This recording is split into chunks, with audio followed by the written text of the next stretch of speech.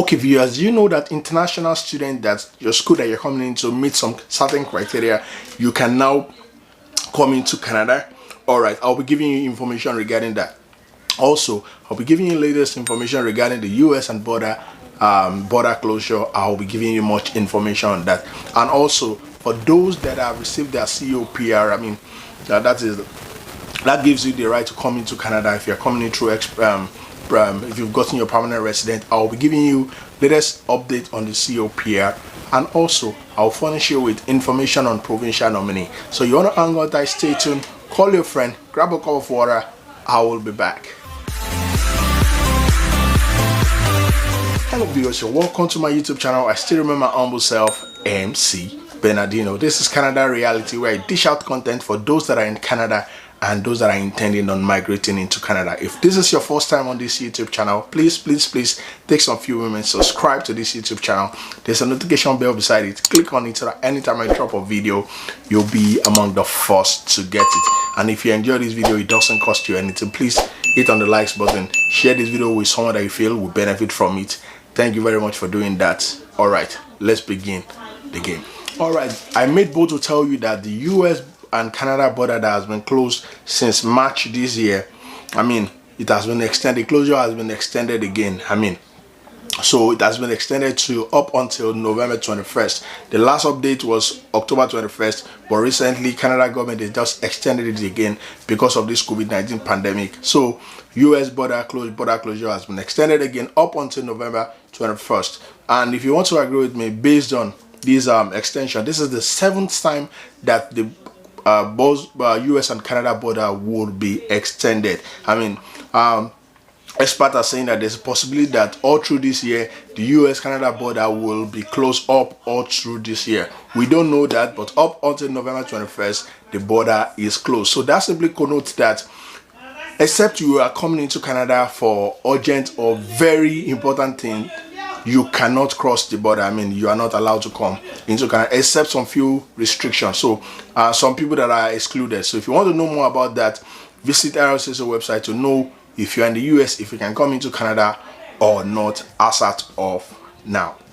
All right, next, the information I have for you is on international students. As of October 20th, international students are now allowed to come into Canada. So when I say international students are allowed to come into Canada, your school that you're coming into in Canada needs to meet some certain criteria. I have already done a similar video in the past, but I will be feeding you with more information based on the recent update that we just got from IRCC. So in order for you to come into Canada as an international student, in order for you to come in now, one, you must have a valid study permit or a letter of introduction that shows that you were approved for a study permit. And two, you must be attending a designated learning institution with COVID-19 readiness plan approved by its province or territory. So you might want to ask me this question, that how do I know if my school has a COVID-19 readiness plan? So all school, I mean Canada-U.S, Canada government, they already gave the criteria to all these schools, all designated learning institutions in Canada, that they need to meet some certain criteria. So for some of them that have met the criteria, you can verify that. I'll be showing you how you can verify if the school you're coming into Canada already met the plan and has been approved by IRCC to welcome international students. All right, let me take you through how you verify that.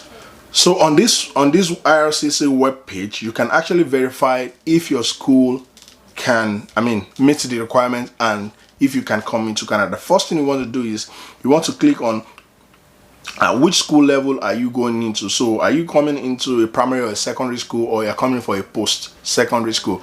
Most of my subscribers, most of my followers, I think you guys are coming for post-secondary, which could be a postgraduate diploma or a master's, whatever it is, or a PhD. So click on post-secondary school, and it will now require you to pick what province you are going particularly. So if you are coming into Ontario, for instance, you click on Ontario, then it's going to show you this list of schools that are designated learning institutions and have met the readiness plan as proposed by IRCC. So the list here, the schools that you see here are not all the designated learning institutions in Ontario, but only those that have met the criteria and are allowed to welcome international students. So you have to check for your school here and see if your school is among the school that met the criteria.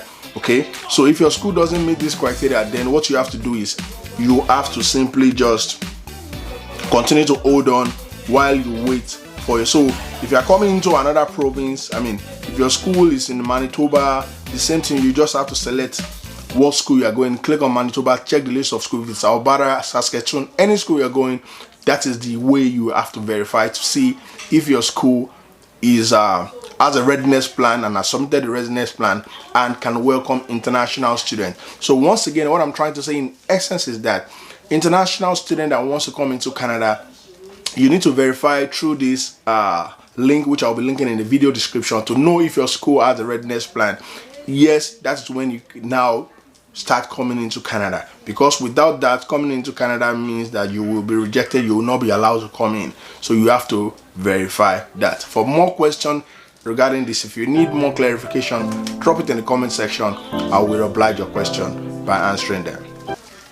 Next on my news is an update on confirmation of permanent resident. So many people outside Canada presently, they've received their COPR, confirmation of permanent resident, but they can't come into Canada because of this restriction.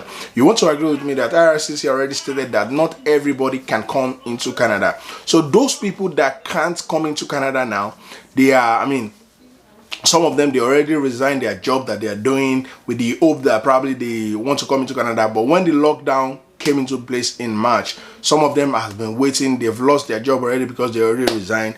Some of them already sold their properties with the anticipation that it will be very fast. And almost 6-7 months down the line, they are hopeless. They are thinking what is going on. So an update on that is that, and something again you need to know, that the COPR, which is the confirmation of permanent residence that you get if you have applied for a permanent resident and your application has been processed up onto the last phase, the only thing that is remaining for you is to just come into Canada and come and land. So those people could not come into Canada to land because of this lockdown restriction. So people like that have been agitating and been saying that, oh, Canada-U.S, they need to do something about this. So what Canada IRCC actually did was that they opened a web form where people can actually submit through that web form, where they can actually submit their present situation, why they couldn't come in, and IRCC will actually look into that. Don't forget that the COPR is only valid for 1 year. So some people outside Canada already, their COPR is already expired, and now they are thinking of getting a renewal. So that's why IRCC opened the web form, so that people can actually submit their present situation, and IRCC will look into that. And also, based on the submission that people have made, there have been a kind of backlog, and there's been a kind of slow in the rate at which IRCC process this complaint of people. But definitely what I would just advise you to do is that if you find yourself in similar situation, you've already you're almost through with your permanent resident, you've got your COPR, it has expired or is expiring soon, just go to the link which I'll be linking in the video description and submit your complaint. Write a letter to explain your present situation and submit it there, and IRCC will for sure get back to you as soon as possible. Another very interesting news that I would like to share with you: in the last video I told you about the parent sponsorship for parent and grandparent. So it is open now. It opened sometimes, I think October 15 if I'm not mistaken, and it's going to last up until November 3rd. So it is open now. So for those that are in Canada and you want to sponsor your parent, I mean, it costs you nothing. Just go online. The form is pretty easy to fill. It won't take you more than 5 minutes maximum. Fill the form. You don't have to submit anything else at this point. When you fill the form, you submit it, then you hope that when at the deadline, which is November 3rd, by the time IRCC will be doing the random selection, if you are selected, then you have to submit all the required documents. Once again, I make bold to tell you that IRCC stated earlier that it's not a matter of, oh, those that submitted October 15 and probably me that I'm submitting on November 1st. It doesn't mean anytime you submit, that doesn't determine if you will be selected. So irrespective of what time you submit, what day you submit, in as much as you submitted your application within the window period of October 15 to November 3rd, you could be selected. And once you are selected, all you have to do is to submit all the documents that are being requested, and it will be, everything will work fine for you. So once again, I need to tell you that the money requirement for this year was lowered because of this COVID-19, and you might want to look it up on their website, which I'll be linking in the video description. If you have more question, more clarification, this news actually pertains to those that are in Canada and they want to sponsor their parents to come and join them, or their grandparents. So if you're outside Canada, this doesn't pertain to you. All you have to know is that if you're outside Canada and you're planning on coming into Canada, at the point in time you will have the opportunity to sponsor your parent or your grandparent, which I think is a good news. So congratulations to those that have submitted, and for those that haven't submitted, what are you waiting for? Please go do that now. Alright viewers, I want to believe you actually enjoyed the video that I brought for you today. If you do, please hit on the likes button, share the video with someone that you feel will benefit from it. If you haven't subscribed, please take this few moments, subscribe to this YouTube channel, hit on the notification bell so that anytime I drop a video, you'll be among the first to get it. Alright, so let's go further to the provincial nominee. Like I always say, provincial nominee is one of the many routes, many of the many ways through which you can migrate into Canada. You don't have to look at the study alone, you don't have to look at express entry alone. You can look at provincial nominee, because every provinces in Canada, they have a provincial nominee program that they run, through which they welcome people into their province. So let's look at updates on the provincial nominee in the last 1 week. Alright, so on October 21st, Ontario opened the employer job offer, foreign worker stream, and accepted 1,250 applicants before it's closed. So 1,250 applicants were welcome through the foreign worker stream in Ontario. So congratulations to those that have been invited, and for those that don't know about it, you might want to visit the Ontario Nominee Immigration Program website and look at, probably there's an avenue for you to migrate, especially for those that are outside Canada. Alright, going further, on October 20th, British Columbia invited 80 candidates to apply for provincial nomination through the stream of the British Columbia Provincial Nominee. Okay, this was a tech pilot draw. A further 20 candidates were invited through the entrepreneur stream. So meaning that in British Columbia, 80 people were told to apply for the provincial nominee through the tech pilot program. Tech pilot program is for those that are in the IT stream. So if you have IT knowledge, you have IT experience, you might want to look at provincial nominee for British Columbia. Okay, that could be an avenue for you to migrate into Canada without having spending a lot through study. Now on October 15th, Prince Edward Island was not left out. Okay, they invited 184 candidates to apply through the labor and express entry stream. A further 27 invitations were issued in the business work permit entrepreneur category. For more information about this, you might want to visit Prince Edward Island Provincial Nominee Program. Look at the criteria, look if you qualify, and if you do not hesitate, submit your expression of interest and apply for it. You could be fortunate. Okay, last but not the least will be British Columbia. Once again, they did an earlier draw on October 13th, whereby they invited 417 candidates to apply for the provincial nominee. For more information about this, visit their website and you'll be more enlightened on this provincial nominee program. Alright viewers, in order for me to summarize everything I've brought for you today, I've given you the information regarding international students being welcome into Canada now as of October 28th. If your school that you're coming meets the COVID-19 readiness plan put in place by Canada-U.S.